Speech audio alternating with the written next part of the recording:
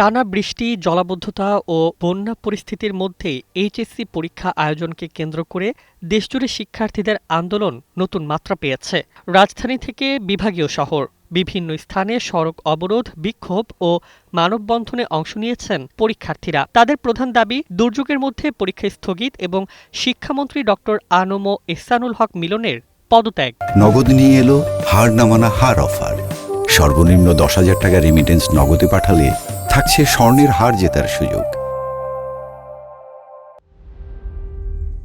তবে আন্দোলনের পাশাপাশি সামাজিক যোগাযোগ মাধ্যমে ছড়িয়ে পড়েছে অসংখ্য পোস্ট, ভিডিও ও স্ক্রিনশট। কোথাও দাবি করা হচ্ছে শিক্ষামন্ত্রী পদত্যাগ করেছেন, কোথাও আবার ছড়ানো হচ্ছে কথিত পদত্যাগপত্র। এসব পোস্ট মুহূর্তেই ভাইরাল হয়ে বিভ্রান্তি তৈরি করছে।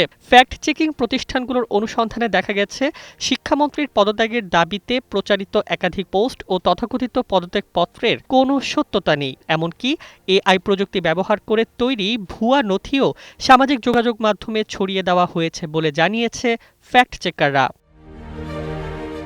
আন্দোলনে অংশ নেওয়া শিক্ষার্থীরা বলছেন, তাদের কর্মসূচি দুর্যোগের মধ্যে পরীক্ষা নেওয়ার প্রতিবাদে এবং পরীক্ষার্থীদের দুর্ভোগের বিরুদ্ধে। অন্যদিকে বিভিন্ন প্ল্যাটফর্মে ছড়িয়ে পড়া ভুয়া তথ্য আন্দোলনের প্রকৃত দাবি ও উদ্দেশ্যকে আড়াল করছে বলে অভিযোগ উঠেছে। এদিকে শিক্ষামন্ত্রীর পদত্যাগের দাবিতে আন্দোলনকারীরা নতুন কর্মসূচিও ঘোষণা করেছেন। বিভিন্ন গণমাধ্যমের তথ্য অনুযায়ী তারা শিক্ষা মন্ত্রণালয় অভিমুখে কর্মসূচির ডাক দিয়েছেন এবং দাবি পূরণ না হলে আরও কঠোর আন্দোলনের হুঁশিয়ারিও দিয়েছেন।